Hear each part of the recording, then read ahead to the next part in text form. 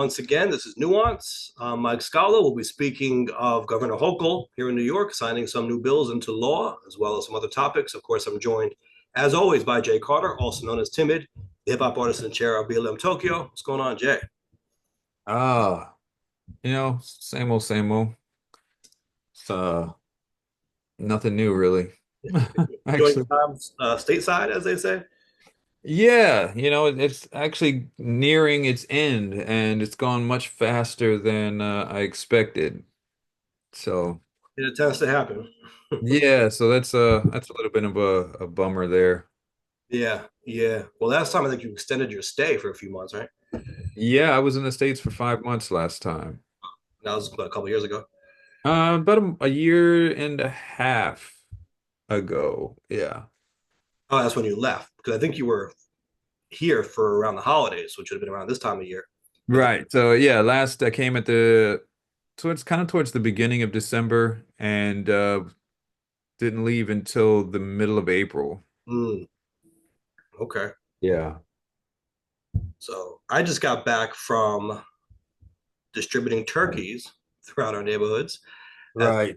I have done the past few years. In fact, we did an episode here a couple of years back called Scala, Where's My Turkey? Which, looking Right. back, is one of my favorite Nuance episodes. We had some really cool discussions on that show. uh, Right. and the tradition has continued. Every year people will hit me up now asking about turkeys, and I don't always plan to do it. Right? Sometimes I'm like, oh, didn't think I was going to do that this year, but then I can't say no when people are asking me, especially people I've been giving turkeys to over the past few years. Right? So I have to figure out a way to get my hands on them. So, so I can just that image of you like maybe in like a shady alley being like, yo, what, you got the deal on turkeys? What's up? You got turkeys? What's good? the chickens are safe for now. Yeah. So like a Breaking Bad, but with turkeys. So Yeah. So I was zigzagging our neighborhoods from Ozone Park, Hamilton Beach, Rockaway, you name it. hmm, Turkey Man every year, I guess. But it's good. It's good to be able to do that and give back to the community, right? for sure. For sure, for sure. So We hope everyone has how many turkeys did y'all move this year? happy Thanksgiving. Uh, quite a bit. My list wasn't as extensive as always, but I have other people also. Shout out to Jeremy, for example. I saw him out there, bringing to help get the turkeys from Seatown. So uh, some of our people that we're cool with were involved in this, just moving the turkeys. Like I said, my list wasn't as big as it has been in the past myself, but there were others, you could say, part of our network or our extended network, right? Helping get these out to other people. All right. And so you guys made sure to stay away from the turkey that Biden pardoned, right? Well, he's pardoned, so he's off limits. I'm just saying, I mean, that doesn't mean, he could be off limits, but some people can still look at the turkey and be like, that's a succulent piece of meat and, just want to go in. So just want to make sure you guys are not violating the pardon. That would be up to the turkey to let us know he is the pardon. I'm assuming it comes with some kind of paperwork or something, right? That you can show to indicate that this is a pardoned turkey and therefore off limits on Thanksgiving. So it's like Nazi Germany. You got to show your papers for turkeys. How would you know? How would you know? You're not going to recognize them on site. All turkeys are turkey. How would you know? Would you recognize them? Oh, so all turkeys look alike now, huh? I mean, they're Oh, turkeys. that sounds like some turkeyism or something. I don't know how you call it. When they're cooked, they certainly look alike if you cook them the right way. So yeah, You know. Yeah. I'm gonna run the Turkey Underground Railroad. Oh yeah. You try to free all the turkeys. Yes. You know what? Speaking of Underground Railroad, Yes. um, this just happened this past week and a half. Harriet Tubman is actually now General Harriet Tubman. Okay. She was given a posthumous award of general in let me see here. She was named a one-star general posthumously. This was uh, about a week ago or something like that. Yeah. So she's now General Tubman now. So shout out to Harriet Who Tubman. made her General Tubman? Huh? Made her General Tubman. Who made her General Tubman? Oh, let's see. I don't remember what body made her, gave her the promotion. Um, I'm gonna have to look it up. Yeah, so is that some kind of military rank that was bestowed upon her? Well, she did work with the military. What happened? What happened? I don't know. My thing disappeared. Um, it was the Maryland National Guard. Okay. She was given she was given the rank of one-star brigadier general. One star brigadier general. Okay. Yep, so she is General Tubman now. So is that how we shall refer to her going forward? Yeah, I think so. Yeah. General Tubman. Kind of like when people are knighted, right? You see that with the Brits. Right. Yeah. Absolutely. And just to, and I've pointed it out, I don't know if I've pointed here on the show. Um, we think about like Harriet Tubman and think about like, it just seems like it's so long ago. But she was born she died in 1913. And my great grandmother was born in like I think it was 1907. So my great grandmother, who I knew personally, Yeah. live at the same time Harriet Tubman was live. Yeah. That's I kind of a think crazy thought. my grandmother was born in the 19 teens, my grandfather as well. Right. So these are people that we knew personally. Yeah. And so it kind of brings in the timeline into perspective a little bit more. Because when you think Harriet Tubman, you think, I mean, I think most people probably think 1800s, 1700s, like way back. But like we're still talking about The Civil War, generations that we can touch. yeah, the Civil War is the mid 1800s. Yeah, but it's so, it's just so long ago. Yeah. I was just having this conversation recently with somebody, uh, John Tyler, right? One of our earliest presidents, we'll see the 10th president of the US, born in the 1700s, right? He Hmm. has a living grandson, Right, not great, great, a grandson who's still alive in his 90s. But that just shows you how recent, really, or how not long ago, in right, retrospect, right? Our history is the beginning of our country. We're talking about Thanksgiving, and think about the Pilgrims and all that happening so long ago. All right, that goes back to the 1600s or whatnot. But right, look at the history of the U.S. Really, though it may seem like it's extensive and it goes very, very, very far. You know, right, really not as long ago as people think. I think we're so caught up in our own lives, right? The span of our own lifetimes. And so we right, were going for it, right? It feels like it has to be ancient history. But right, for example, Vietnam, I grew up learning about the Vietnam War as though it was something that happened well into the past. But really, I was born in the early 80s, not too many years after it ended. You know what I mean? right, right, right, When it was, like I said, I was born after technically it was over. You don't look at it as recent history. You look at everything kind of before your time as way, ancient, yeah, ancient. like the Egyptians, the Romans. Right, exactly. You don't really have that perspective. It might as well be the same thing, right? Vietnam might as well have been World War One or the Civil War in terms of the timeline. Like intellectually and academically that there are different years and which one came before the other, but you Right, kind of lack that perspective, I think, sometimes. right. Yeah, absolutely. And I think that's all types of history. There are Vietnam vets still around today. My uncle is one of them. Um, and this Martin Luther King Jr., right? Jesse Jackson is still around. He marched with him. It's like it's history, but it's still history that's we can touch. Like we're not that far away from a lot of these things that we think are ancient history. So, Well, speaking of things we could touch, or maybe this is not the best segue hey yo, to Drake lawsuit because part or pre-lawsuit, I guess, at this stage, right? Because part of it is going to be about defamation, right? Saying that he was accused of pedophilia, right, by Kendrick and Not Like Us. And obviously, his claim is that that's not true, and he was defamed. In addition to other interesting claims that he's making, such as bots being used to artificially inflate streams to make the song seem like it was a bigger hit than it actually was, and then maybe that became a self-fulfilling prophecy because it became the biggest hit, right? So people are talking about this. I think in terms of number one, is it a good look for someone to lose a battle and then sue? Right, that's how it's coming off to a lot of people. And number two, I guess we can look at it from a more legal standpoint in terms of does he even have something here? Is there possibly a case? And what avenue really is he pursuing here? It's not like he needs the money, right? What is his end game? Yeah, you know, from the hip hop angle, we're looking at now, like, is this like the first hip hop Karen? Like, because this is like crazy energy here. Like, you lost the rap battle, and the single that kind of put the nail in the coffin was bigger than anything we've ever seen in a rap battle, right? And it hurt. I'm sure it hurt.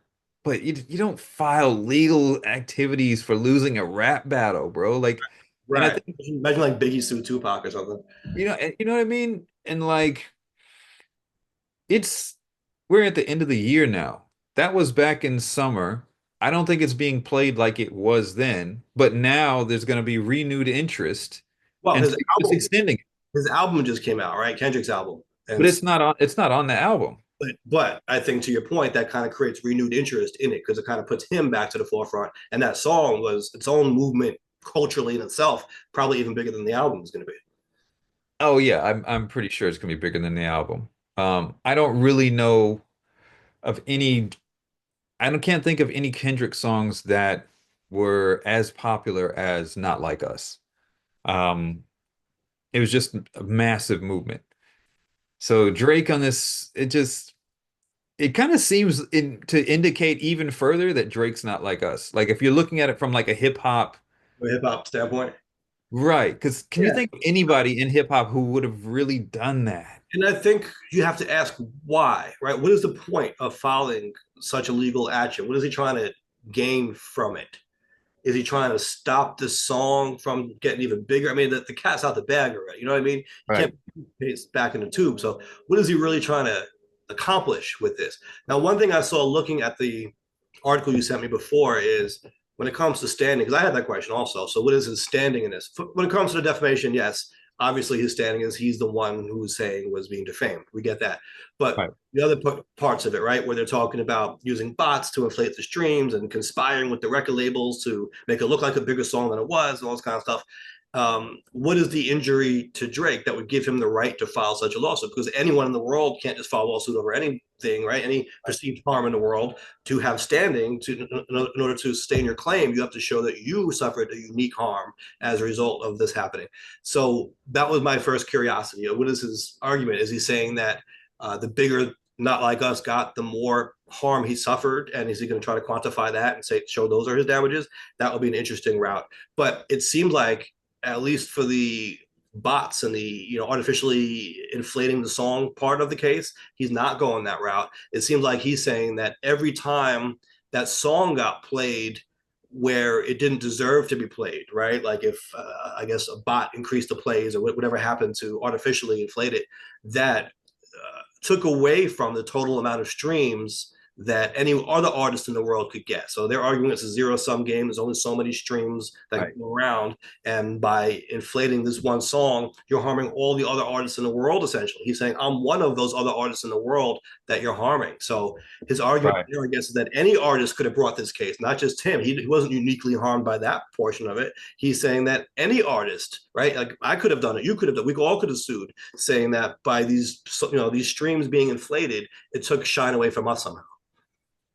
Right. And I think what I read was it was kind of citing the he put a 30% number on there saying that supposedly they struck a deal with like Spotify to get to for a 30% cut so that it could be streamed out more. And it kind of sounds like that Spotify program, and I can't think of what it is. What's the Spotify one where like they do the promo, but you gotta Marquee or showcase, those are the two. showcase, I think it is. And so like if you enroll in that, you get 30% less off your Oh, no, I know what you're talking about. That's Discover mode. Right, and you get 30% less off of your thing, but they push it out to more people, and this is their one of their promo things. And Right. so it's You he only didn't name. get, from what I understand, you only get 30% less money from the streams that you got through that particular mode. So, Right. right, the streams that you wouldn't have got otherwise.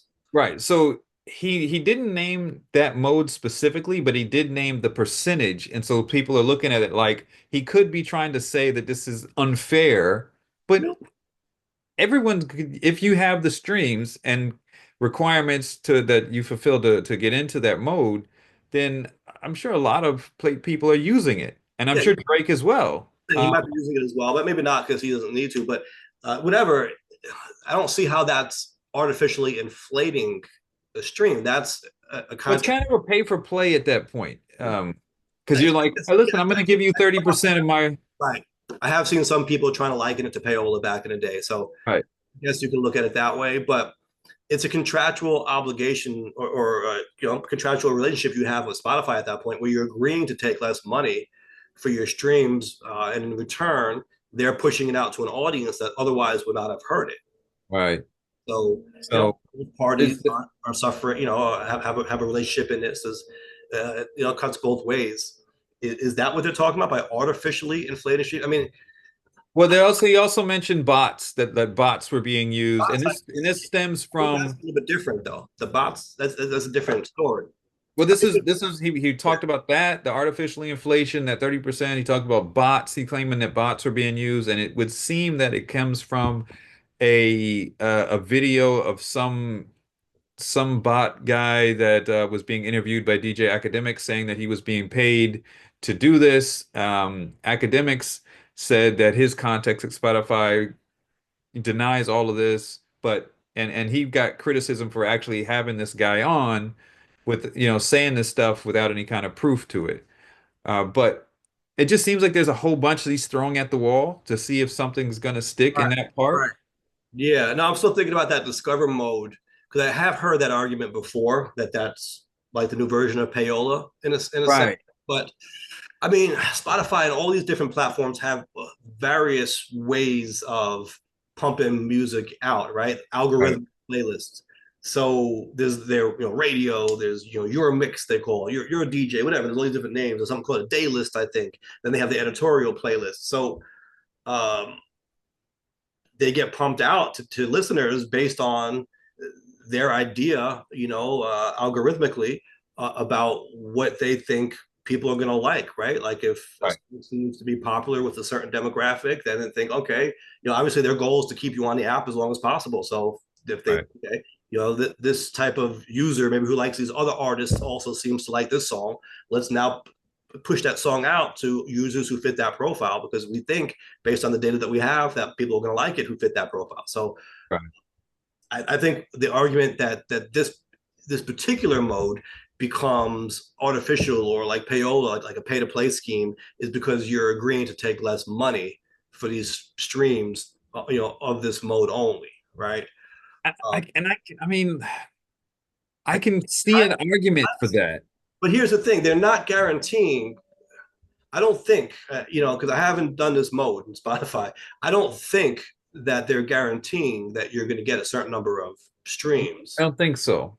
So I think it still has to satisfy the algorithm in a sense, right? They're still going to be pushing out songs that they think, maybe now amongst this pool of songs in that mode that they think are going to resonate, Priority. right, with listeners. So Right, right. if the song is not responding, I don't think it's just because you're taking 30% off, you're going to get a ton of streams out. I think at a certain point, it's going to flatten. I don't know. They have the potential to put it in front of everybody if they want. So it just depends on how they are But executing. right, but then I don't think they're going to put songs on there that aren't doing well. I mean, at a certain point, like we said, their goal is to keep people on the platform for as long as possible. Right. Right. Well, And I've even get also, into that, huh? I was like, to even get into that discovery mode, you already have to be doing well. So, Right. And I've heard artists with mixed reviews of it. They weren't all saying, I went into discovery mode and I got millions of streams suddenly. And you know what I mean? Like, I think right. some people still do better than others on it. And so, Sure, sure, sure. but I guess you could also say the same thing would happen with payola, right? Like back in the day, that Right. was would pay a radio station to play your song. I guess the radio station could take your money and play some songs more than others still, right? So Or they could play your song and then people just don't care. And stop playing it then. Yeah. another thing that he seems to be pointing out here is taking issue with Apple and saying that basically they kind of fixed it so that Not Like Us was played more than his via Siri. And so the way that he's saying it was done was that when people would tell Siri to, which is Apple's automated assistant, when people would tell Siri, hey, play Certified Lover Boy, which is the name of one of Drake's records, that sometimes Not Like Us would come up. And so he's saying that this was a specific effort to promote that song over his. Now, in Not Like Us, Certified Lover Boy is one of the lyrics, and it Right. became a very quoted, heavily quoted lyric. So it could be him just not understanding how search engines work and be like, yeah, play Certified Lover Boy or Certified Lover Boy, and it's pulling whatever is going to have those things. And if Not Like Us is what's popular right now, If, it's going to be at the top of the results. if that's true, right, that tells you how cultural a moment this was Oh yeah, yeah, for Not Like Us to come up in the search hits of Certified Lover Boy, but right, before Certified Lover Boy comes up. right. You know what I mean? You Exactly. type in the name of your album or whatever, and your album doesn't even come up. A diss song about you comes up before your own album comes up under that search result. That is Right, significant. Now, that's if it, hello? I was on mute for a second. That's if it happened organically, right? But Right. Well, that's the the one. accusation, though, is that they somehow conspired to make this the case, and now he wants depositions. That's why he filed this pre-lawsuit petition because he's trying to say, "Listen, I'm basically putting you all on notice.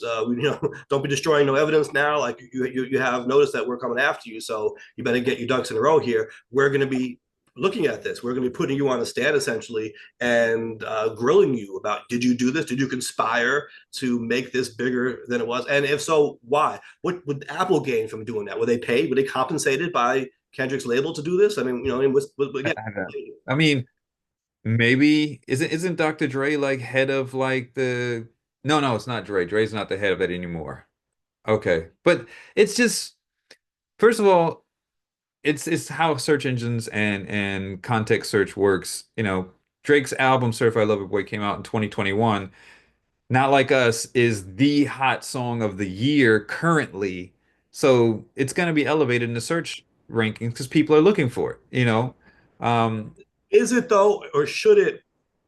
Maybe that's a different question. Should it be elevated in the search rankings above what you search for?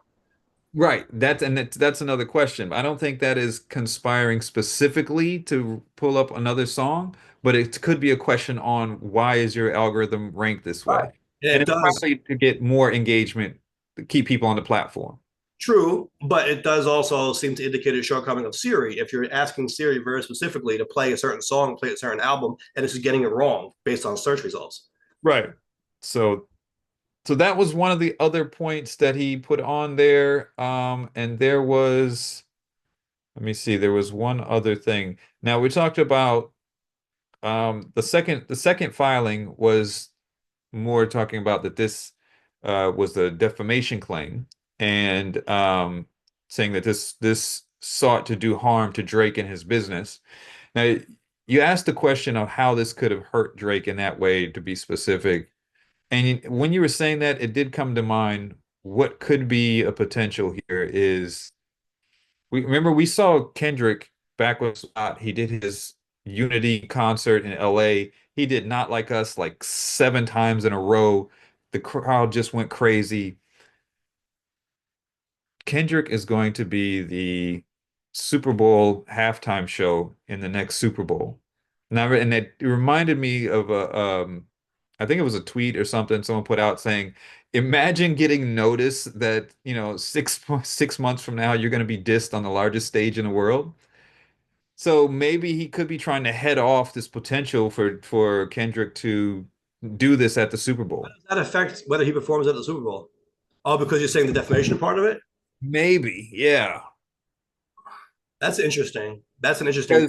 Because it's not just a disc like a normal kind of diss. Like You know he's what calling though? Drake a pedophile. Right, right. But here's the thing: what would happen? Most likely, he just wouldn't say that line. And I don't know if he's going to say that anyway on Super Bowl. You think he's going to actually say certified pedophile at the Super Bowl? He might censor that line anyway.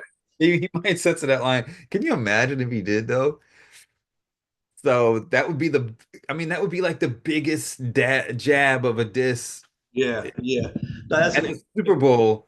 imagine he's trying to get an injunction from the Right, saying that we find that there's defamation here, therefore right. we can no longer perform this song in public. Now, the fact that he's calling him a pedophile could, I mean, correct me if I'm wrong, but I would think that someone could make an argument that there could be damage here if Kendrick was doing that song at the Super Bowl, for example. Absolutely. Not even if he's doing it at Super Bowl, just the fact that And it's there's no proof. right. Well, so here's the thing. So this obviously is a part of the case that Drake is uniquely affected by, right? This isn't about every artist in the world losing streams, Right, right? This is about a defamation claim. So yes, uniquely targeting one individual. This individual has the right to sue on it and claim that it's not true. It's defamatory, and calling someone that particular name is something that uh, has root in either being true or being false. It's not an opinion, right? Because right, opinions are protected by the First Amendment, right? If I said you're a jerk or something like that, well, that's not something that really can be proven. That's an opinion. It's subjective. But when you talk right, about pedophilia. It's a very serious accusation and it's a criminal one in addition that you're making against somebody. And so absolutely that's something that is either true or it's not.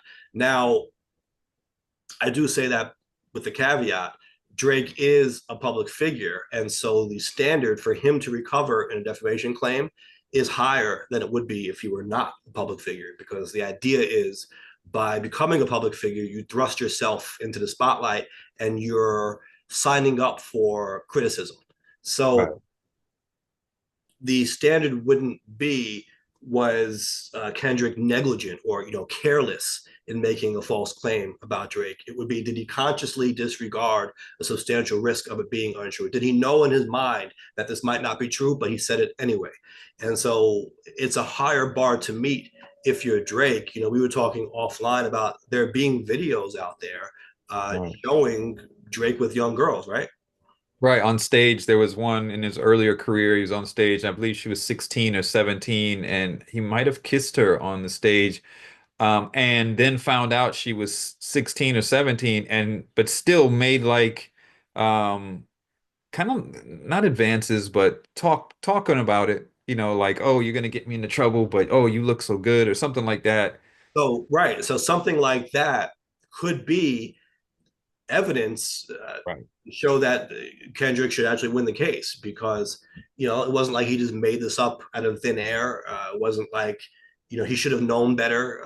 No, arguably, if this evidence is out there, even if it's technically true that Drake isn't what he's accused of, it could create enough doubt. Basically, it could cloud the situation enough where it looks like Kendrick didn't disregard a substantial risk consciously of it being untrue. That maybe Kendrick saw that and thought that possibly is true. You know what I mean? Right. So Yeah. And it isn't only a matter of is he or isn't he. It's a matter of what was Kendrick's perception of this, and what should his perception have been essentially based right. on what information he had access to, right? So it's plausible that he can point to that and say, listen, I didn't consciously disregard the substantial risk of that being false. In my mind, that was true.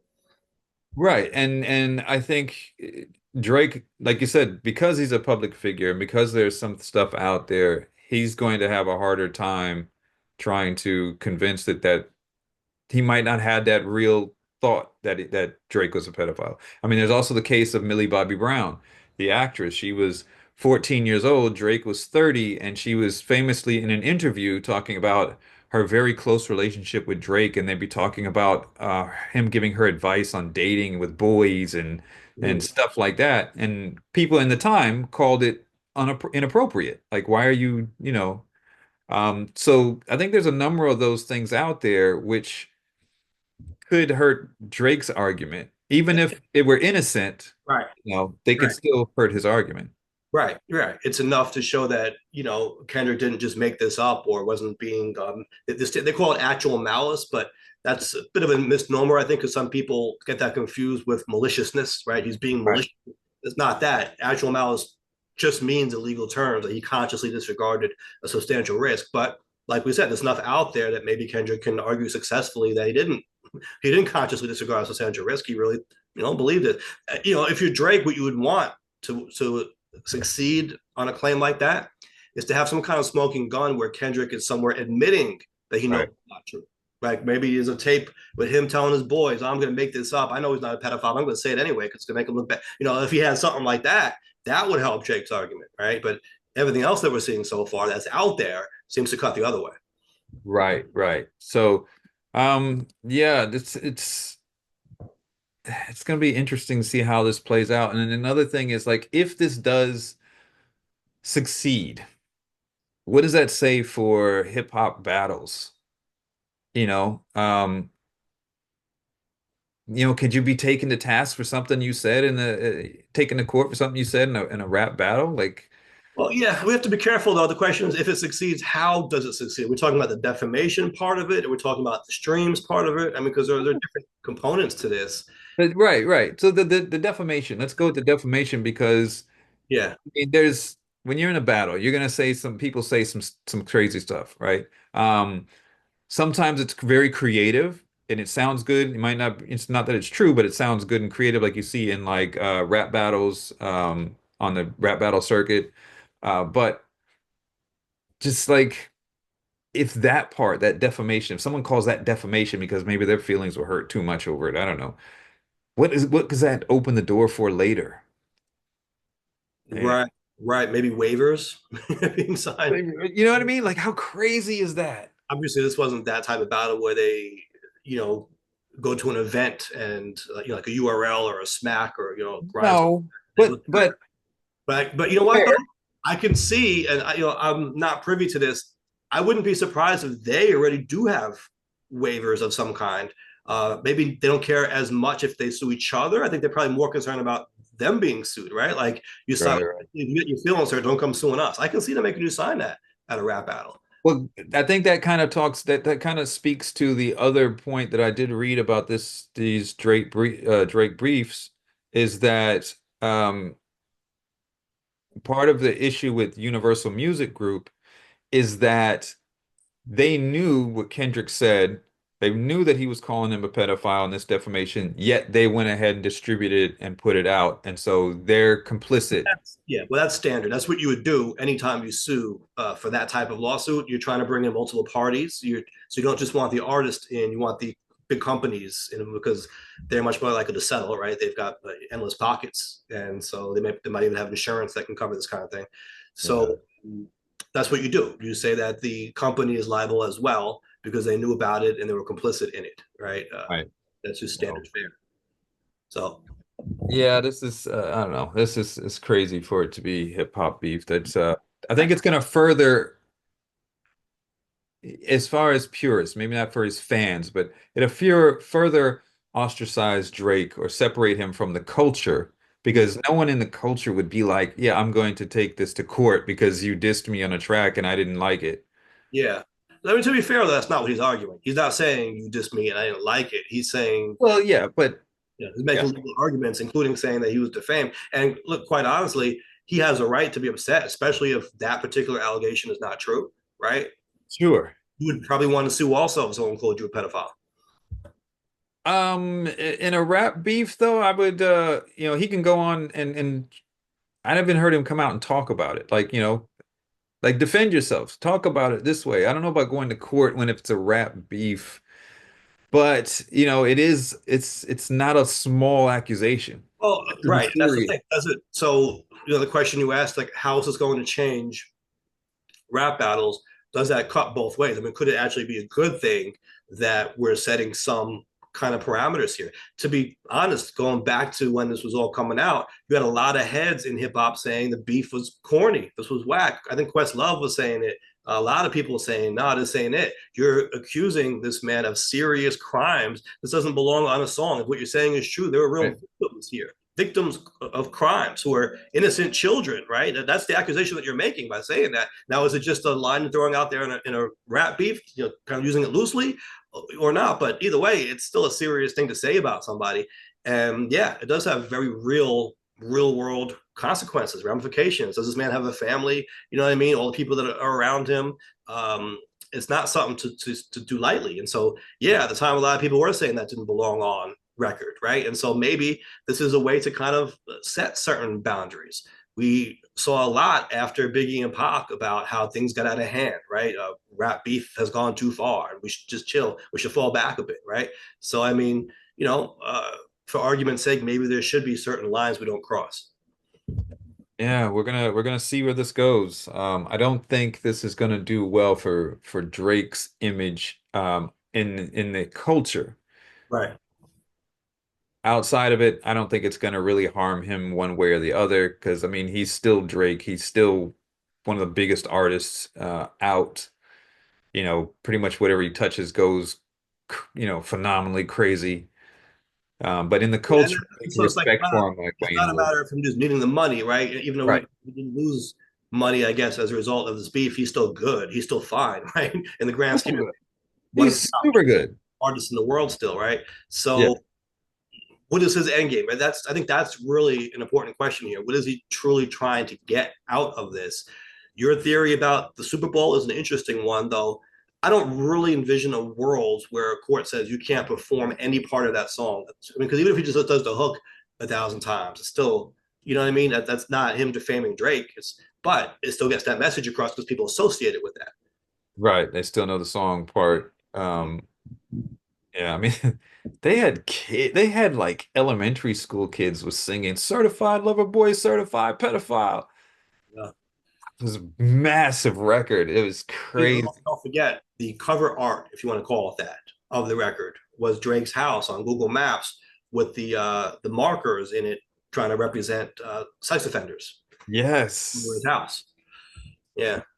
Listen. So I mean, maybe now that I'm thinking this through, I mean, maybe if you're a clever lawyer for Drake, you argue any part of that song is now defamatory, right? Not just that line, but again, because of something like the cover art, because it has become so big, and even just saying "not like us" makes you think of that one line. Maybe if you're a clever lawyer on Drake's side, you argue that he shouldn't be able to perform any part of the song because it's going to make people think of that defamatory statement. Right. Yeah. It could, yeah, we're gonna see where this goes, but I think for the time being, Drake will be known as a hip hop Karen Right. um, in the culture, even whether he has standing or not, merit or not to his case. Just the fact that no one's done this before that I can think of, and a lot of people in the culture, even those who would criticize Kendrick for calling him a pedophile on the record, are now looking at this saying, you know what, this is like some Karen activity here. Really, though? That's interesting to me. The ones who were critical of Kendrick going that far are now saying Drake is wrong for stepping Yeah. in. I've seen a couple of messages and I'm like, wait a minute, weren't you but okay. Yeah, yeah. Nah, I guess it's a position you can take, right? That he shouldn't have said it and you shouldn't sue over it. But uh, hey, I don't know. I don't know. To me, I was kind of in that camp of when this first came out of, should you be making those accusations on a rap record? That's, for people's entertainment. This is some serious stuff that you're talking here. Yeah, I mean, I don't know. I didn't look at it from that perspective myself. You think about all the beefs that we've heard. Um, there's been a lot of accusations and different beefs. Maybe I mean this is a little bit different, I guess. You go to like um, NWA talking about when Ice Cube was going at them and all um, uh, the homosexual activity, the rape, Eazy-E raping the other guys. Wait, wait, I mean, hold on a second. it wasn't. Yeah, It was it wasn't like specifically that he was bending them over. It was more like a metaphor. a metaphor, I But thought. Yeah, yeah, yeah, taken advantage of. yeah. In that way, but I don't know. It just I guess some people will look at it a certain way. I just looked at it, it was like, And it that's was a rap battle. and if you're Kendrick's lawyer, you might be arguing that point in court, right? That when he said certified pedophile, he wasn't literally accusing Drake of having sexual relations with underage girls. He was using it in a more artistic, diss kind of way, and he's Yeah. got artistic license to do that. Maybe he's making Drake's fan base is young and he right. is taking advantage of them. You're just making light of the fact that Drake has been videoed with some girls who are young. Maybe he kissed a girl who didn't know was young, whatever. So he's kind of like, making fun of him for that. Not saying you're actually a pedophile, but you did things that we can kind of clown you for in that vein. Right. That might be So, the argument. So, from a lawyer, it's kind of fascinating to me thinking about how this battle might play out in court and what both lawyers might argue on this. right, right. Yeah. Well, we'll see. We'll see what happens in the coming months, I suppose. Yeah, yeah, and the question also becomes, what does the reasonable person take from it, right? So there's a subjective part and there's the objective part. He can say, "Well, I didn't mean this," but then the other lawyer can come back and say, "Yeah, but most people heard that and thought this," right? We need somebody on the street, because I could see someone on the street right now going out in New York and be like, "Do you think Drake is really a pedophile? Did Ooh. did the song make you Right? think Does he he fit the criminal definition of it? Yeah. doesn't have the mustache? He doesn't have the van. Like, I mean, Well, but did the song make you think that or something like that? right, right. And Yeah. that's part of the case also, right? If you're trying to prove what the reasonable person thinks, imagine that you interviewed 100 people on the street, random. Right. Obviously, that probably wouldn't be allowed in evidence if you couldn't substantiate, the methodology that was used, because you can cherry pick your 100 people and then it would not. Yeah, and you're editing Right, as well. exactly. Exactly. But these are all things you start to think of as a lawyer, right? Like, all right, the words have certain definitions, but how are people hearing them? What are people associating, right? What impression is someone going to be left with upon hearing it? And that's really what becomes legally relevant here. Yeah, absolutely. All right, So, we'll keep an eye on that. Something else we always keep an eye on here is the governor as she signs or vetoes bills, right? right. It's important to watch this because as she signs a bill, it becomes law, and that's going to affect all of us if there's a new law in the state. I always found that aspect of it to be interesting because I, of course, worked in the state legislature, and you'll spend months or years sometimes arguing particulars of these bills, and you're trying to get something signed into law, and it can consume you. Oh, finally, we rewrote it 1,000 times, and had to argue this point and argue that point. We took this out, and it's like, all right, finally, both houses passed this. The governor signed it. It is law, and it's like, you know. You kind of feel like you just put something into the world and you did something to affect everyone's life in the state. But the reality is, it's really just a piece of paper unless people know about it, unless it's publicized, right? I mean, if it's something that's going to affect, for example, the criminal justice system, do the police departments know about it? Do the courts know about it? I mean, hopefully the courts will know about it, but you need to make sure that people know what these laws are and what they do and what they mean, and you know what I mean. Otherwise, it's just an exercise that you did, and no one even knows about it. All right, we got a law passed. It's a piece of paper now. You know what I mean? Like how are we going to now make this be something that we all have to adhere to? Right. Yeah. One of the things that popped up was that I saw in the news was Hochul signed a repeal of a statute that goes back to 1907 that made adultery illegal. Right. Um, and so it hasn't been used very often. In the past 45 years, it's only been used for about a dozen times, and the last time was in 2010. But now it's off the books. And I guess according to it, it was a misdemeanor that at one point could have put people in jail for up to 3 months. Right. See, I was thinking that might have been something that you would have seen more in the civil context, similar to what we talked about the jaywalking, right? Repealing Right. In New York City, they made jaywalking no longer a crime, so or an offense at all, right? It's legal now. So we talked about the possibility of this coming up in the context of a car accident lawsuit, right? A case where people were suing over damages, and then let's say the driver wants to introduce evidence that the pedestrian was breaking the law and therefore per se negligent, right? That's a doctrine in the law that you don't have to necessarily prove the elements of negligence are met otherwise if you can show they broke the law, and not just any law but a law that was designed to prevent this particular thing from happening, right? Then it's like saying, yeah, by definition, per se, by definition, you're negligent in this case. I could see a parallel maybe in the civil context, and I don't do family law, so someone can correct me if this isn't used, but the fact that that was a crime, adultery, up until now, I could see that being used by a divorce lawyer, right? Or maybe someone trying to get custody for their client, saying they broke the law and they committed the crime of adultery. If it's a crime, why wouldn't they emphasize that in court in order to show that they broke the law? And so they can't be arguing that the court should give them relief when they're out here breaking the law. You know what I mean? I can see it being used in that context, more so than in the criminal one, at least in recent times. Right. Well, the last time this was used was in 2010, and this was against a woman who was caught engaging in sexual activity in a park, but they dropped the adultery charge later as part of a plea deal.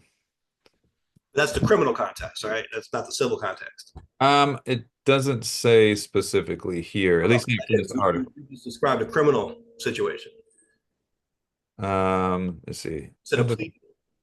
Yeah, Yeah, that's a criminal case. right, right. So they dropped it. They Yeah, dropped it as a part of that. But initially, I guess it was part of what they were pushing for. right. But that's a criminal case. But if you were a lawyer, let's say you were a divorce lawyer, you wouldn't put that in if that was a crime. If your client, let's say, got cheated on by their spouse or their soon to be ex-spouse, and that was actually a crime they committed, right? And your client was the victim of that crime. Yeah, You yeah. do that in court in a civil case, in a divorce case or a custody case or whatever. You wouldn't say they committed the crime of adultery and my client was the victim of the crime of adultery. I Yeah, guarantee lawyers would be putting that in their papers. if that could help my case, yeah. Right. That's what I'm saying. It had to have been part of the civil cases, right? Relating to this. Now, whether someone gets convicted of the crime is a different story. Like you said, over 10 years ago, was it 14 years ago? 14 years ago. Yeah. So that's a different scenario. Now, what was interesting about this also was that Hochul finally signed this to repeal it, but it was up for repeal. It came close to being repealed in the 60s. Right. Um, but at the time, the lawmakers they were ready to do it, but then some of the politicians argued that if they repealed it, then it would seem like the state was officially endorsing infidelity. Right. And that's what makes certain things They didn't do it. difficult to pass, right? You know what? This came up a few years ago. I think actually, now that you're mentioning this, I think I saw one of the sponsors of this bill. Do you have in front of you who sponsored this one in the state Senate? Um, You can call them out because I remember even State Assembly Member Charles Levine. right, but who's the senator? Was it Kruger? Wait, hold on. It said this lists him as the sponsor of the bill. He's a sponsor in the assembly. Who was the Senate sponsor? Hold on a second. So far I'm not seeing it. Because I joked with friends. I think we had seen this come up a couple of years ago, and we were kind of making flight of the fact, like oh, who was the sponsor of this bill? It's funny that they're the ones who want to carry the torch for adultery, right? Kind of, it looks funny, even though I think we could all say probably that it shouldn't be a law. It's an outdated law that we don't agree should be on the books anymore. No one gets prosecuted for it, so why is it even here? That's something that we can generally agree on. But the very act of introducing it as a bill and putting your name to it, right, carrying it to the floor, saying, "Hey, I'm the one who wants to enact this policy," it can kind of make it look funny. I mean, you could see a New York Post headline questioning whether they're adulterers or whatever. You know what I mean? Like just maybe in a lighthearted way. You don't want to get a defamation claim on you, but you know what I mean? Like it's the kind of thing that maybe invites uh, not even scrutiny, but being clowned. Oh, yeah. Why did you bring this up? Are you trying to you got a guilty conscience or something? Or are you trying to get around it? Yeah, Uh, ridicule it maybe, right? In some way. I think. yeah. Yeah. Yeah. Yeah, I think, yeah. I mean, and that can happen, right? I remember when they were trying to raise the age of consent in Mm. in Hawaii. It was 14 and they were trying to move it up to 16. And it didn't pass at that time because they were like, no, there's nothing wrong with it. It's fine. People were like, okay, well, what are you trying to say? Right. You know, so an action to do something and an action not to do something, it still can be looked at in different ways. Well, yeah. Yeah. I'm trying to see if there's who's the senator here. I thought, I mean, and, correct me if I'm wrong. I thought it was Senator Liz Kruger. yes, Liz Kruger because I remember now that it all came back. I remember having that conversation with someone. Oh, Kruger has the bill to make adultery legal. Isn't that funny? Like, what is she up to? Uh, you know, Yeah. just it's kind of a funny thing, right? Like I said, it's the Right. kind of thing that maybe we all agree shouldn't be a crime, but who's going to be the one to raise their hand and say, "I want to take this off the books," right? Like, it Yeah, kind it's like, why do you want to take it off the books? of, yeah. What are you doing, Liz? What's going on over there? All right, so let's take a look at some of the other new laws here in New York. We've got one. This is an interesting one, and this relates to the hate crime wave, I guess that we um it amends the state law to classify removal or threat of removal of religious clothing such as a yarmulke or a hijab as aggravated assaults or aggravated harassment, excuse me, aggravated harassment in the second degree. So it comes as a result of multiple incidents in the last year where someone's religious clothing has been threatened in acts of hateful violence, according to nystateofpolitics.com. Right. So yeah, Um, on the surface, I don't have an issue with that. right, right. Especially we're seeing this rise in bigotry and this entitlement in that type of regard. To even go and just do that to people, like leave people alone. Why are you, doing that? And that would be across the board, right? It wouldn't just be the hijab. Think about a yarmulke, right? Right. Because you're upset with what's going on overseas in Israel.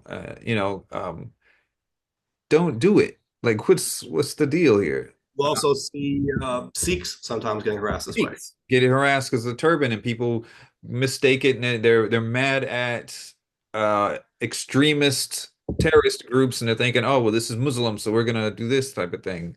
Right. Now, you see, it's funny when I read aggravated harassment, I think I accidentally said aggravated assault the first time. In New York, it's kind of funny. Our criminal code in New York is a little weird compared to other states and what most people think of. Like, for example, when it comes to murder in the first degree, uh, we call that murder in the second degree in most cases.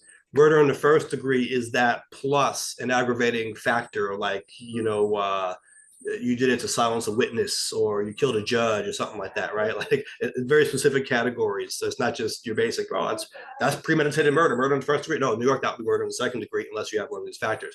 Right. When it comes to harassment versus assault, I believe assault, and this is different from how many other states do it, but in New York, assault relates to serious bodily harm being caused. So if I were to go up to you and just punch you, but you didn't really suffer any serious harm, that would be considered harassment in New York. Most places, Interesting. most places would call that assault, right? He assaulted me, right? Like from what I understood and growing up, that actually, and maybe it was where I was at or whatnot, was that first of all, if someone punches you and they hit you, that's assault and battery. But if they swing at you and miss, that's assault, even if they missed because they still swung at Yes. Okay, so what you're talking about, and this is the difference between the criminal law and the civil law, you're talking about the common law on the civil side, which is still true in New York. So New York does this as well. But this is if you're going to sue somebody versus if they're being prosecuted for a crime, right? If you were to sue somebody, assault is putting someone in imminent fear that bodily harm is coming, right? Um, Battery is actually causing that bodily harm. But it doesn't need to be harm. It actually can be offensive or uh, harm, right? It could be injurious or offensive. But the battery requires touching. Right. Assault is putting someone in fear that you're going to be touched in a harmful or offensive way, right? Right. So yes, that's if you're going to sue someone, right? Yeah. So if you threaten to punch someone and then you actually punch them, you can sue them for assault and for battery. You probably put other things in there as well, intentional infliction of emotional distress, and a bunch of other stuff that you would want to put in there in your lawsuit. But when we're talking about the crime now of the police coming in and arresting you, charging you with a criminal offense, uh, that's different. So assault is a different definition altogether in the criminal context. In New York, in particular, that one requires a serious injury. Yeah, so if you slap someone, if you push someone, if you punch them without real injury, it's considered harassment. Hmm. And so uh, that's relevant here because we're talking about removing or threatening to remove religious clothing becoming harassment. So you're putting that on the level of actually hitting them. Right. I think, and I can see some people saying that, that's going too far, putting those, equating the two, because you're just taking off the, you know, a hijab. It's not that big of a deal. Um, I think motivation and intent behind it is what plays a big factor because you're only doing it because of this bigoted Oh uh, yeah, right, ideology.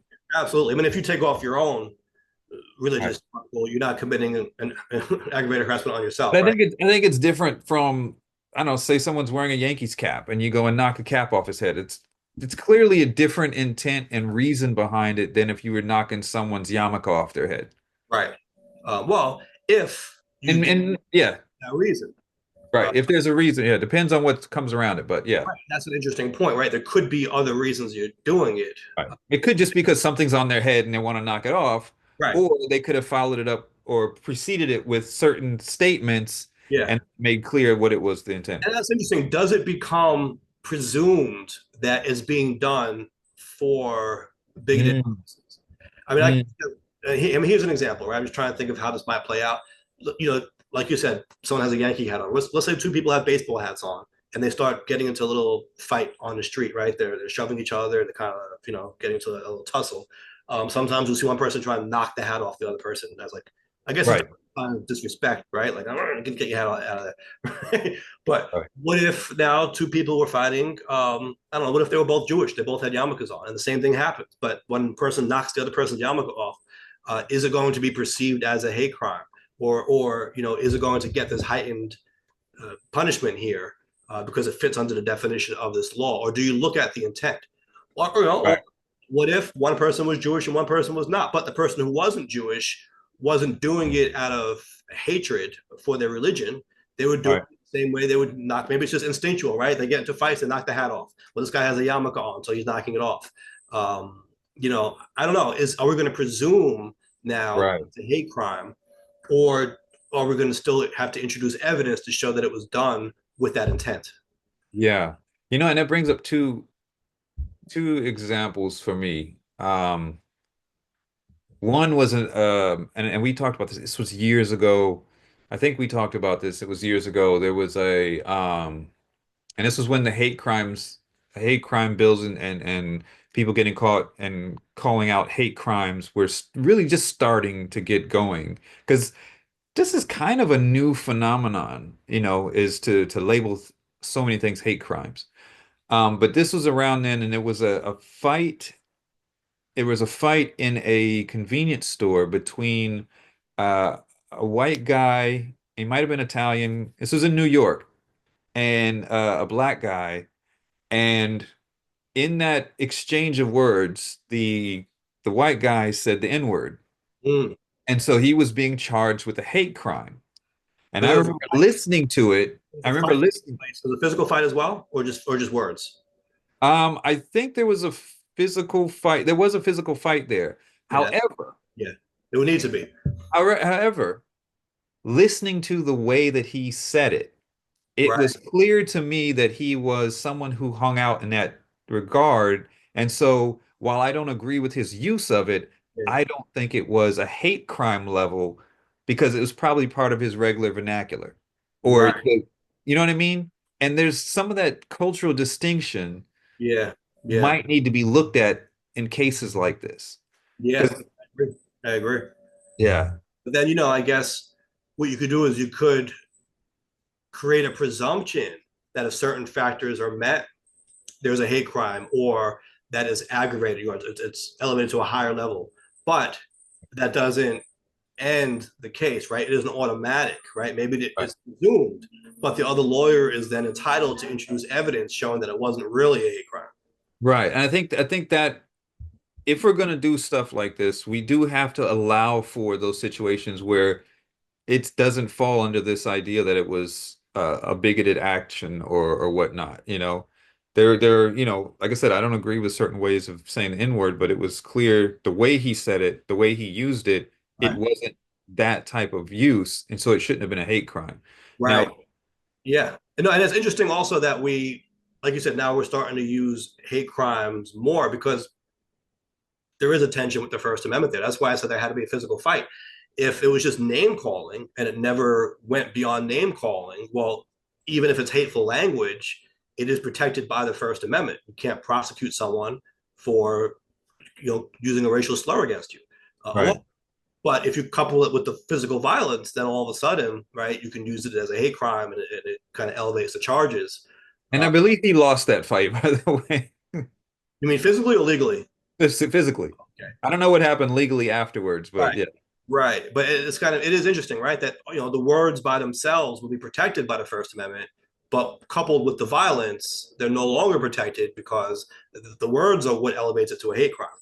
Right. So it's interesting. Now the second thing that popped in my head when you were talking about knocking the hat off and potentially and just thinking of different situations where it might not be a bigoted thing necessarily.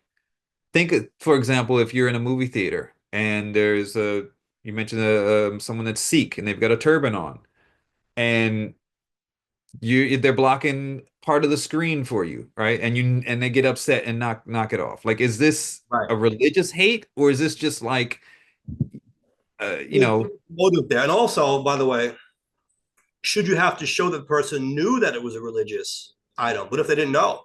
right, Right? Like you said, what if they, it's dark in there? They just their view is being blocked, and they just knocks. They think it's a hat, whatever it is, a scarf. They don't know what it is. They just knock it off. Are they now going to be swept into this law saying, well, you just knocked off a religious artifact, therefore you get a harsher punishment? Um, I would think they should have to prove that the person knew it was a religious item. right. And to that point, there is in the Jewish religion, they don't not only wear the yarmulke, but they wear what is it called, the sitz or Okay. something like that. And it's just a string that hangs around the belt loop area, um, which I don't think many people are aware would be a religious thing. But Right. if someone just snatched that, just normal harassment, not thinking that this is some kind of a hate crime harassment because they don't know what it is. Right. But see, that becomes tricky also because you don't want the defense to always be, I didn't know. Right. And how could you prove the person knew? Yeah. It opens up some interesting potentials here, Yeah. avenue. You mentioned the string. This is kind of an aside, but I don't know if you ever heard about this. And I'm not the most versed in the Jewish religion, but I know there's something about uh, not. I guess this has to do with. Yeah, I think this has to do with not working on the Sabbath, right? But there's, I guess, some might call it a loophole or something in the scripture that allows it if it's in the house. So some people, I guess, believe that you're allowed to do things within your house, but Mhm. once you go outside and like to go to a job or something like that, it's considered work, and that might need to be revised in the age of working from home, right? But uh, maybe historically that was an understanding that some people had because there was a rabbi who went around the island of Manhattan every weekend to fortify a string the idea was the entire string around the whole island of Manhattan. Right. And the argument was that everyone who lives in Manhattan is technically in their home because they're confined by the string.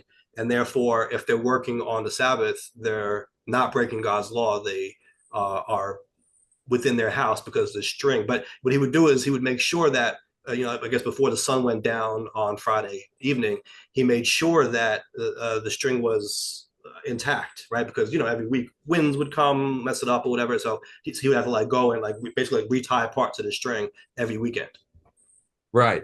Have you heard Yeah. about that? The entire, pretty much most of Manhattan is encircled by this string that goes around, and it's particularly for the Jewish religion. Yeah, yeah. Now I know not everyone who's Jewish subscribes to that, right? But there are, I guess, some who do.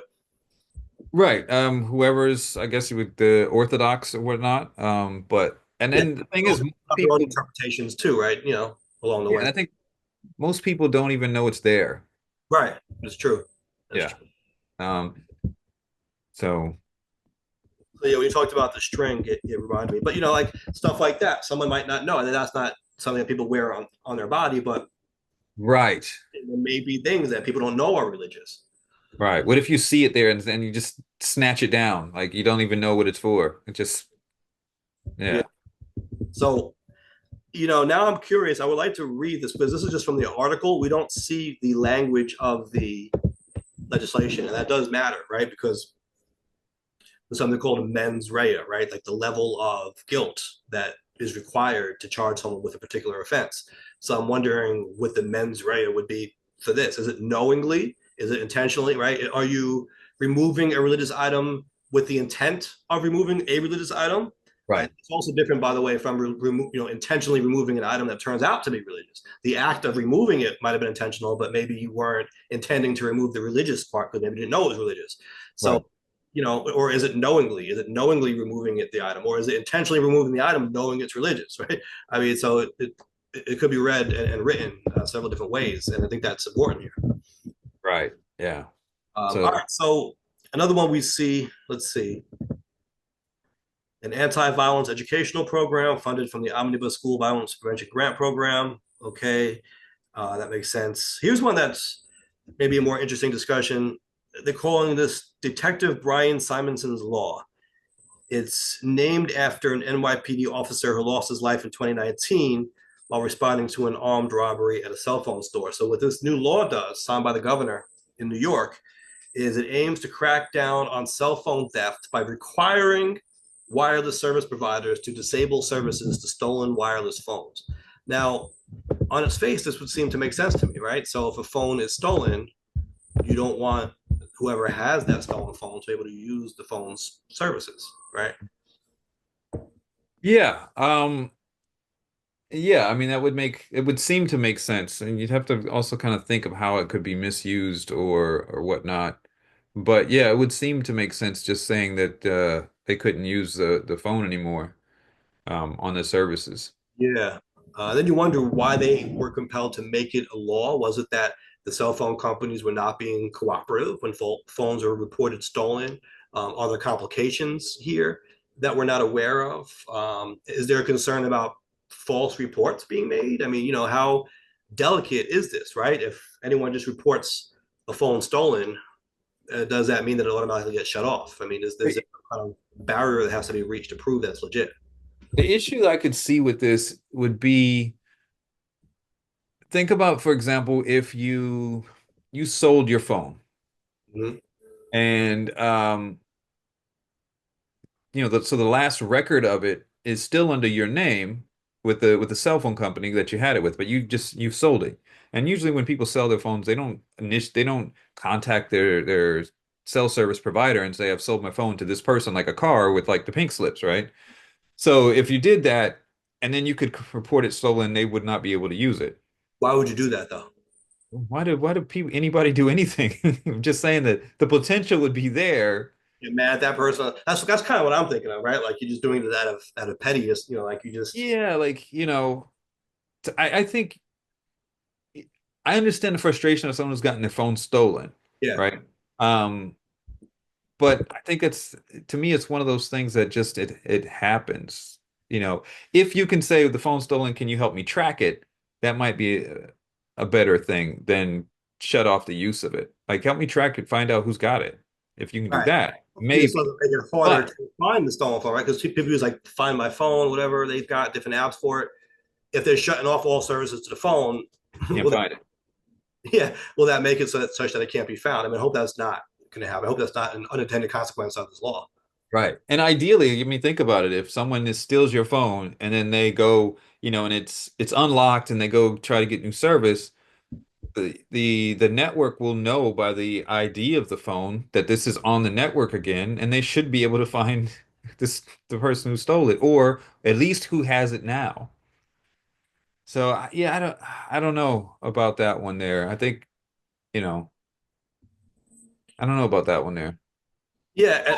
Again, we have to look at how these laws are written. We're unfortunately just looking at the article right here. Yeah, So and then it says it shuts off services, but what services? All services? Certain kinds of services? Under what circumstances are they shut off? right. What triggers it? Is it just anytime a phone is reported stolen? Because that's kind of a subjective thing. A stolen phone. Is it because someone says it's stolen? Has it been proven stolen? Was a report filled out? Is that what triggers it? Right. Now imagine this could get, I can see somewhere with some way this could get kind of ugly if you're dealing with domestic situations. Let's say you have a joint account and the couple is upset at each other, and so to be spiteful, they call in, cut off all services, my phone was stolen, you know, and just like uh, some kind of domestic nonsense at that point. Well, So yeah. What's frustrating is these articles here don't link you to the text of the legislations. Now I gotta like search yeah, you know, I think the actual wording. some do, but you would think like you would put more, but then you look at it from like the site point of view and they're like, "Oh, we're driving traffic away from our site." Like, well, give me the Let's take a background. quick look at yeah. So S 5302, 5302, New York. Come on, I have to Google this myself. It's not giving me the link, so I have to search for it here. All right, I'm on the New York Yeah. website. This is the one about removing religious clothes. So I just want to see the um, the language of the bill because that does matter in terms of what we were just talking about. And it's very short. Okay, it doesn't. Okay, well here's the thing. So it's including removing a religious clothing article or headdress in the definition that already exists of what did we say this was aggravated harassment. So it says with the intent to harass, annoy, threaten, or alarm another person, he or she strikes, shoves, kicks, or otherwise subjects another person to physical contact. That's the law for harassment, the crime of harassment in New York, right? But now they're this is the new part of it, of the new law. They're including removing the religious clothing article or headdress, Hmm. um, or attempts to threaten to do the same because of a belief or perception regarding such person's race, color, national origin, ancestry, gender identity or expression, religion, religious practice, age, or disability, or sexual orientation, regardless of whether the belief or perception is correct. But see, here's the thing: it does say "or" there. Right. That's its own portion of it, right? But the part about with the intent to harass, annoy, threaten, or alarm, striking or kicking, etc., including removing a religious clothing. So the intent that they're putting in here is only the part about harassing, annoying, or threatening somebody. There's no intent regarding their religious clothing. There's no, at least as written, there's no requirement that they know it's religious clothing. Mhm. All it's saying is that they intend to harass you or annoy you or threaten you, and Right. they remove your religious clothing. Interesting. So let me, It's written pretty broadly in that does sense. it have to be clothing or is it just any kind of religious? It's written as where'd it go? I think it said religious clothing or headdress. Okay, so it's specific because, and you know, I'm probably making a little light of it, but I was thinking like if you smack a joint out of a Rastafarian's mouth, would that would that fall under the law? That's not clothing or headdress unless they had it somehow attached to their hat and they were smoking it that way. What if that sometimes people have them, on their ear? What if they smack it out of their ear? Like, would that be because in the Not Rastafarian religion, marijuana is part of the belief with I that, don't think that would qualify as religious clothing. and I'm kind of making light of it, but you know, The other one that we wanted to take a quick look at, this might have some more information about the cell phones. S7739B. 9B. Yeah, that's Detective Brian Simonson's law. oh, what did he do? Well, he was one who was killed responding to an armed robbery at a cell phone store, apparently. Oh, right. Okay. So, okay, I'm scrolling down to the text of the law. Okay, as expected, this one does have a lot more Well, substance than the previous one. So, let's see, it creates a whole new. the law enforcement community has been trying to get and from street level all the way up to FBI level, have been trying to get makers of these phones to put back doors into the devices so that they could get into any device that they want for the purpose of solving crimes. And they've been pushing for this for years. Apple is one that stands in the front and they're saying, no, we're not going to put back doors in there because it inherently makes our devices less secure.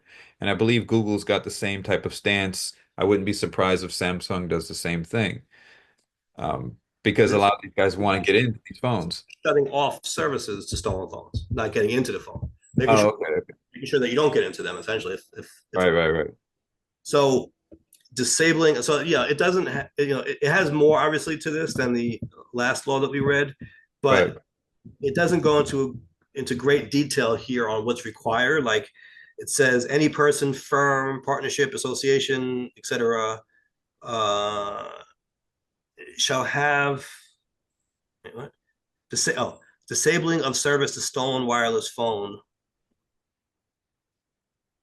They shall have and maintain a program reasonably designed to enable it to suspend service to a stolen wireless phone upon notification by a verified customer that a wireless phone has been stolen. Such program shall require the person or business entity to take reasonable steps to report the IMEI numbers of the stolen phone to the GSMA block list.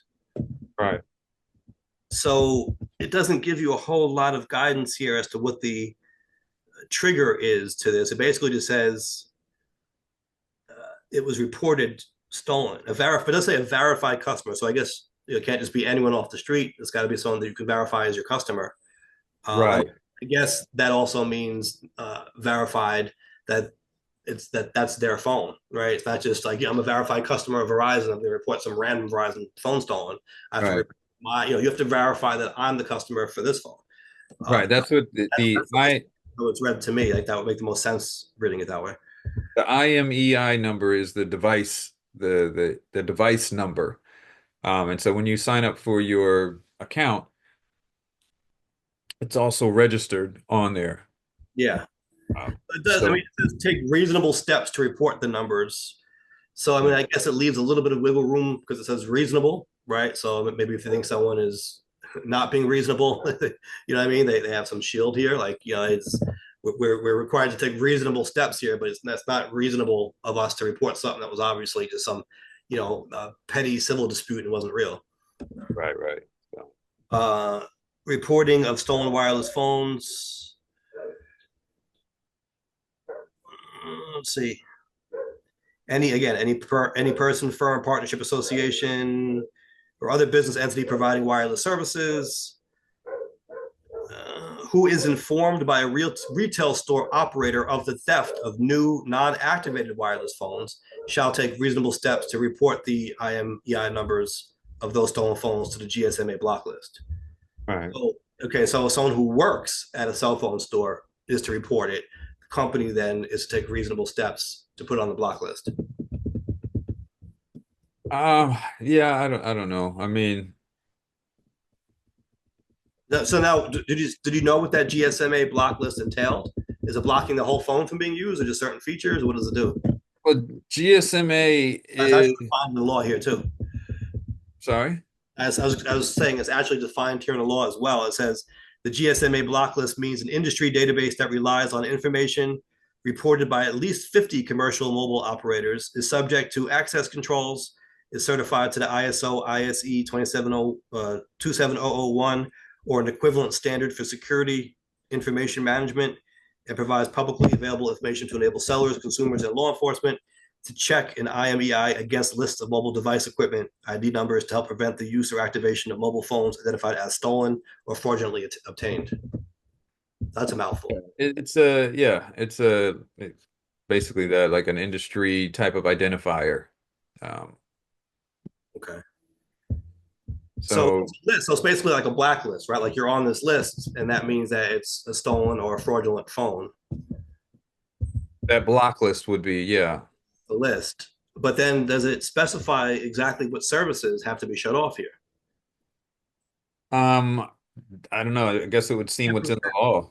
Yeah, so I'm looking at. So it says you can't allow so you have to prevent the activation on your network of a phone that appears on the block list. So it can't be activated on your network. Right. And that's really all it says.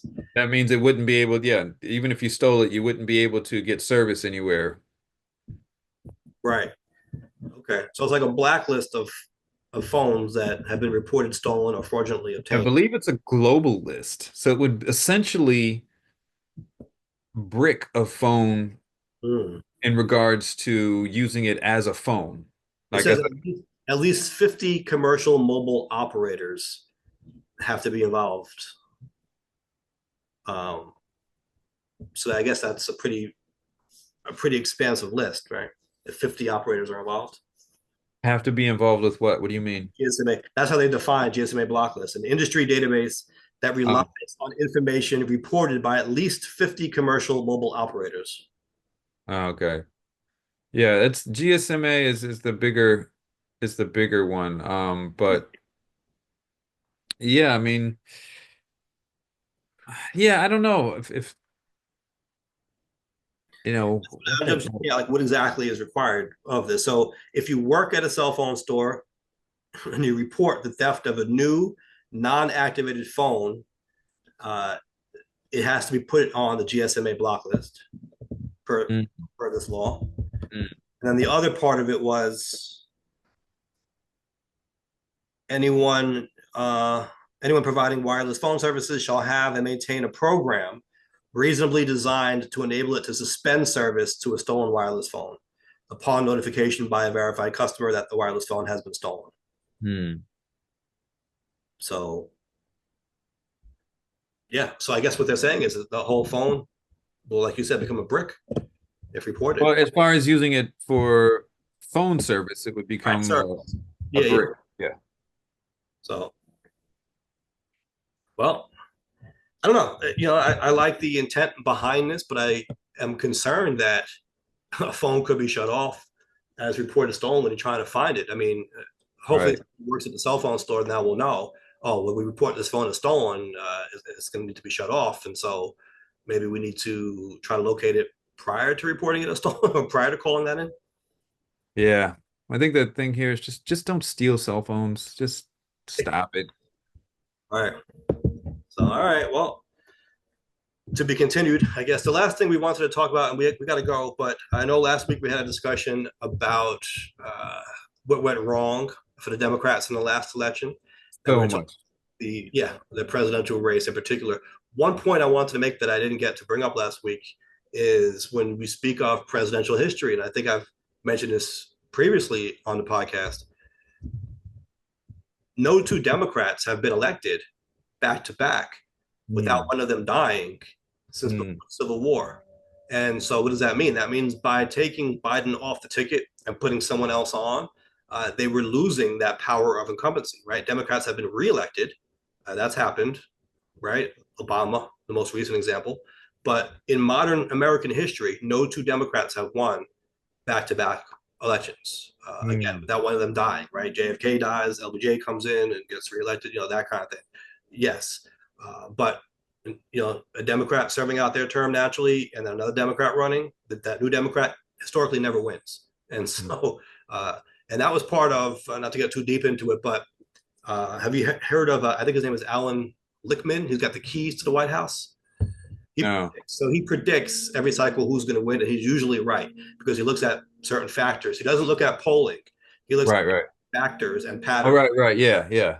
And so he got it wrong this time, but his keys are actually pretty good. I think he just made some erroneous calls on his own keys that he uses, because one of them is the power of the incumbency. And it really is a strong uh, political electoral advantage to have.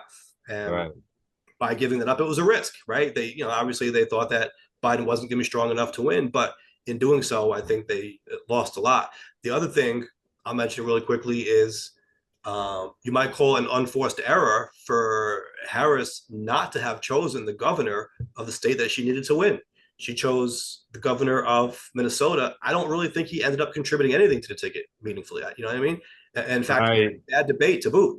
So, in hindsight, and I was saying this at the time as well, Shapiro probably would have made the better pick. He needed to win Pennsylvania. You didn't do it. Right. Yeah. Um, Even if she had won Pennsylvania, looking at the numbers, would she have even made it though? I don't Oh, think but so. here's the thing: Pennsylvania, Wisconsin, and Michigan are a block. Basically, they always vote. At least in recent elections, they've always voted the same way. So by winning Pennsylvania, I'm also including Michigan and Wisconsin in that, because it's the Midwest, right? It's that part of the country. So uh, we could look at it. I think that would have been enough to get it to 270, wouldn't it? Well, if she got all of them, yeah, but You're still losing in swing states. but she Yeah, probably should have.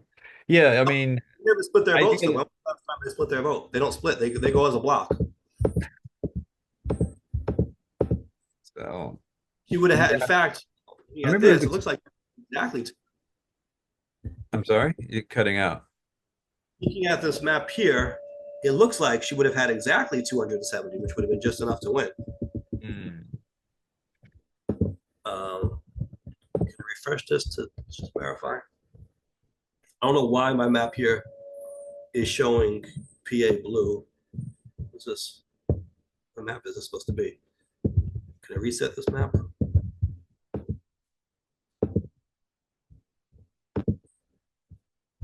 don't know why it's doing that. Because it's showing like the first congressional district of Maine, and All right.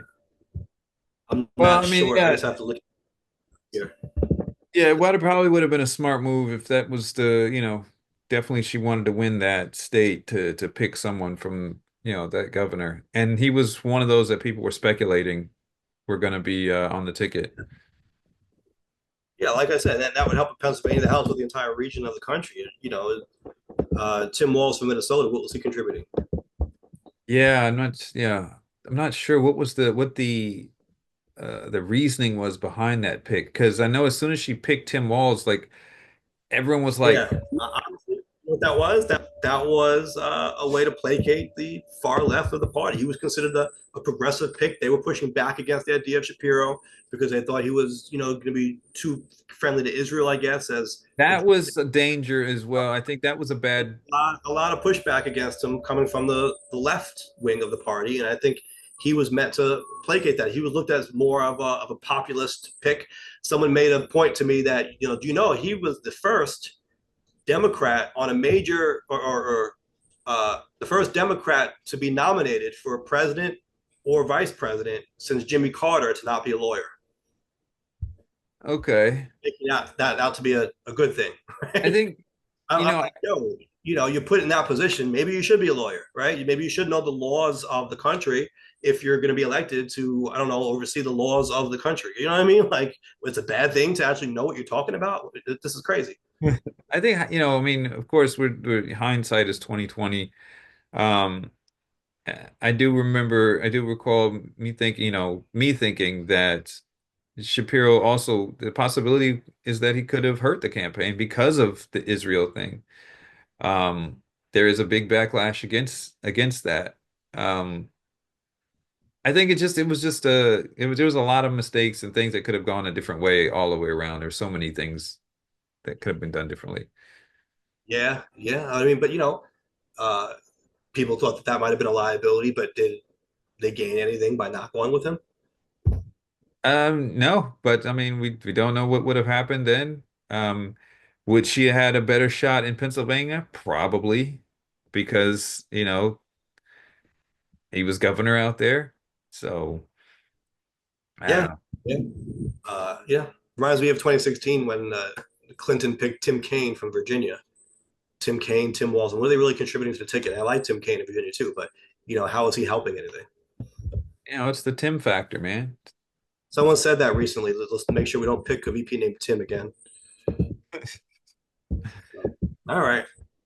All right. Well, um, That so my rubber chicken of the week is you get the rubber chicken if you didn't vote, right? You got to vote. It's often said you lose your right to complain if you don't participate, if you don't vote. So make sure you get out there and vote, and hopefully someone not happy with any election results, if they didn't vote, will learn their lesson and actually get off their ass next time. sounds like the bottom line to me as well. That's Sounds like cheap. Come on, that's sounds adult. like a double duty. Illegal. That would have been illegal, sir, up until I don't know. No, it wouldn't have been. Adultery is no longer illegal in New York. So I'm not cheating on the now. That's cheap. premise. It's only now, not a crime. Uh, what is what is the bottom line? We can do better than that. Um, I think the bottom line probably comes down to, we were talking about these different laws and thinking about, looking into ways they could be applied, the ways they could either be used or not used. And I think that's important, not only in looking in the laws, but in any of these talking points, in any of this politics or societal issues. We have to look in deeper, look at the nuance, look at the possibilities, and make decisions from that kind of informed point of view.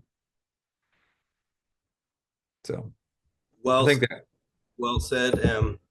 As you were giving the bottom line, I was just looking at the actual map. It looks like with those three states, if this is correct, she would have had maybe 271, and she would have gone above the 270, but she would have won with those three states.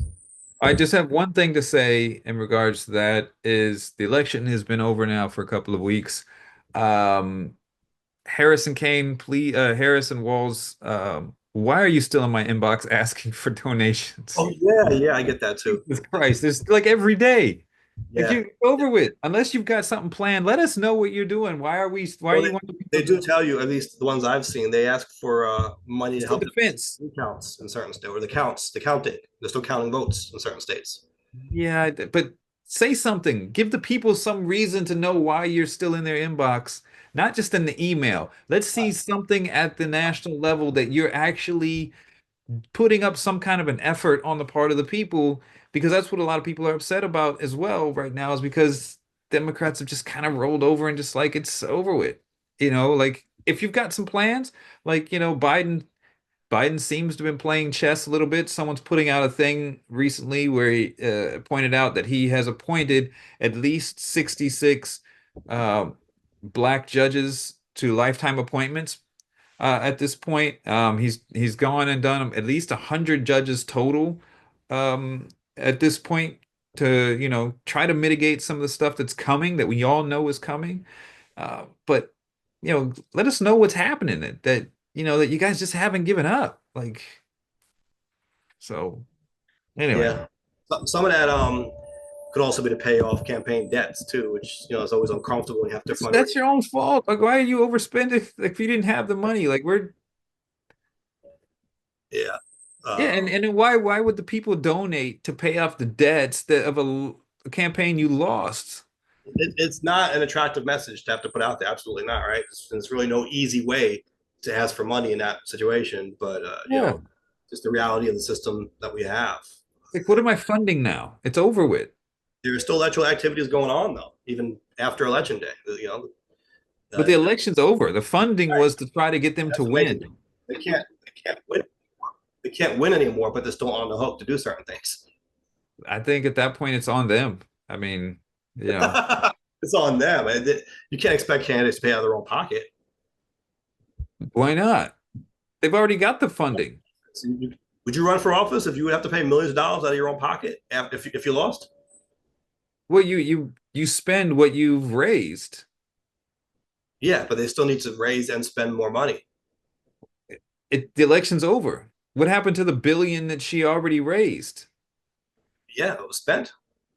Yeah, so like why how did you spend money you didn't have? If they're still raising, it means you went into debt. You're spending money you didn't Right, but have. not necessarily, right? There's still activities that are ongoing, is my point. They're still counting votes, for example. They need people on the ground to help with that and that kind of stuff. Yeah, I think they need to be upfront publicly about it, not just in the email. Like show that there's an effort if that's the case, the counting. So It does look like 270. I don't know. These maps kind of yeah. change right now. It looks like she would have had 270 exactly, but whatever the case, winning Pennsylvania, Michigan, and Wisconsin would have done it for her. So yeah, but let's not lose those states again if we're Democrats. How about that? Let's do that. Yeah. And hopefully everyone has a great week until we meet next time. Yes, and people can find us everywhere things can be found in the world. Uh, Absolutely. Join the conversation. We appreciate you all as always. Thank you. And of course, we've got work to do. Maybe we will catch you next time.